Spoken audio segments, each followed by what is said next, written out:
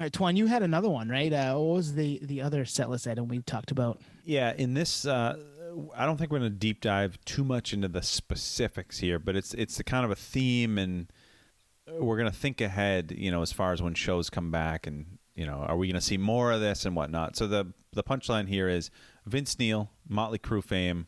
He returns to the stage. I'm not sure the nature of the show. It was I'm not sure. I guess he joined Sammy Hagar for something. It was I don't even know what it was, but he lost his voice.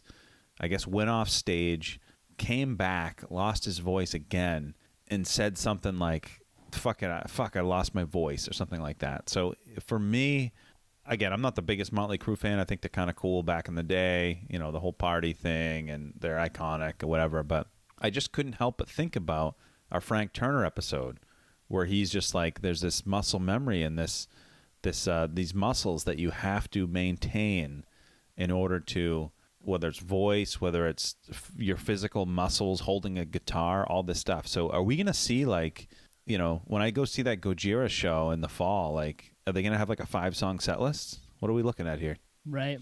Yeah, that's a great question. I mean, not just a show this fall, some shows this summer. I mean, any of these bands that haven't been out doing it, because they haven't been, right? A lot of them have maybe done a live stream or two here and there, but they haven't played in front of people. And you brought it back to the Frank Turner episode 59. I didn't have to look it up. He mentioned being tired doing one of his live streams, or he did 2 of them, and halfway through being like, man, this is harder than I remember it, because I haven't done it in a while. Like, playing on your couch is one thing with your cat hanging out next to you. Standing, jumping around, playing guitar, trying to sing, depending on what you play for music. I mean, that Gojira show is going to go hard, I'm sure. Knock Loose, going to go hard. There's some energy that needs to be expended to do that. And like, how are bands going to handle that? So that's a big question going forward, I think, for all of us, fans, musicians alike. Yeah, I'm trying to reflect on like shows I've seen where it was the first show of the tour. And I think a few times I can remember kind of in the back of my hand, like where they were a little rusty, maybe like 1 or 2 songs. For the most part, it seemed like pretty worked out. But that was still somewhat a normal setting pre-COVID, because, you'd rehearse. A lot of the bands do like club shows and stuff like that, so you get a little feel for the crowd prior, work out some material. But full on like stadium shows, like you really can't rehearse a stadium show other than your rehearsal space and like, whatever people are lucky enough to be in that room. But yeah, I don't know. It's the difference between like baseball. You have spring training, and then you play the stadiums, but you can't play a farm league game and call that practice. So I wouldn't be surprised if this is one of many kind of mishaps we see as the live industry comes back to fruition. And one that makes me think is Corey Taylor, right? He's doing the solo thing right now. Maybe that's just a warm up for this huge Slipknot tour that he's doing. Good on him. That's actually a good point, because he can flip those songs with different arrangements and not belt it out. And it could just be a warm up. That could be a strategic, like, now that we know, like, or we're reminded that this can happen, now it's like, okay, well, maybe that was the move all along, is have him ease into it via the solo tour. But you made me remember, and like, it's kind of one of those like only nerds know. It's like one of those unspoken rules: never go to the first date on a tour, and never go to the last date. The first date, they're rusty as hell. The last date, the vocalist is their voice is shot, right? Yeah. But I think I mentioned this on the pod. I don't know, way back in whatever. We're retired now, so this was way back in the day.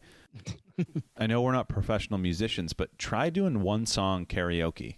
Your voice is gone. You know what I mean? And if you're not, even if you're a professional and you're not maintaining that, yeah, it's gonna happen. What happened to Vince Neil? You're gonna be done. Not to mention the years of partying and drugs and all the stuff that Vince Neil's done allegedly over the years. So yeah, that becomes a detriment too. Yeah, that different climates. I mean, imagine going on tour. We all get winded. Like you said, we're 65, winded from just like a little bit of traveling. A full on tour as a aging musician, like I'm still shocked. And I think Greg kind of gave some insight on, hey, sometimes there's a voice track. Sometimes the person's not actually singing. So there may be more of that come 2021 going forward too, is people kind of mimicking the words but not actually singing, and maybe, unfortunately, a lot of band members not actually playing the music. I hate to see that, but I'm gonna start looking for it now, and that Greg ruined that for me, I think, because I'm gonna notice more than I did before. It's a magic trick. Yeah.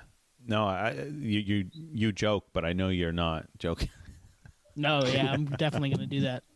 Get tickets to a show in about a month. Excited to see how that goes. Oh, another big nerd thing coming out of Greg's episode is he mentioned.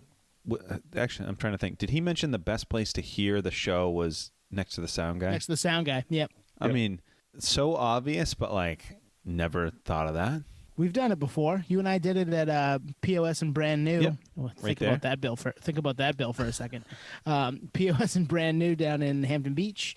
And I mean, there's a handful of times that's where I've stood at Hampton Beach. I kind of like that spot at Hampton Beach. Yep. Because it's in the middle of everything, but you can be kind of away from stuff. And then if you're near in the right spot, you might get the set list after, which I've done before. So. Yep. And at the State Theater, that middle tier bar, it's right. You're right spot. there. Yep. Nerd insights. That's what we do. That's what we do here. And we get it from the He pros. confirmed it. And if you had "That's what we do," Tone saying "That's what we do," you drink. Sorry. Yeah, exactly. In real time. I'm not going to. No, don't do it, Nate. Don't do it. That is an interesting segment thought for us. Like, how is this all going to be? And not just for our side. Like, how is it going to be for the musicians who haven't been able to do it the way that they had been doing it for a very long time, or haven't done anything in a very long time. So those things are going to be. I mean, there's some mental health stuff there too. That it's going to be difficult. You haven't seen that many people in front of you for that long. So it'll be interesting to see how that all shakes out. I mean, we're here for it. I'm excited to go see shows. There's still going to be an energy in the place that is probably unlike any other concert, especially early on that we've seen. So that'll be fun.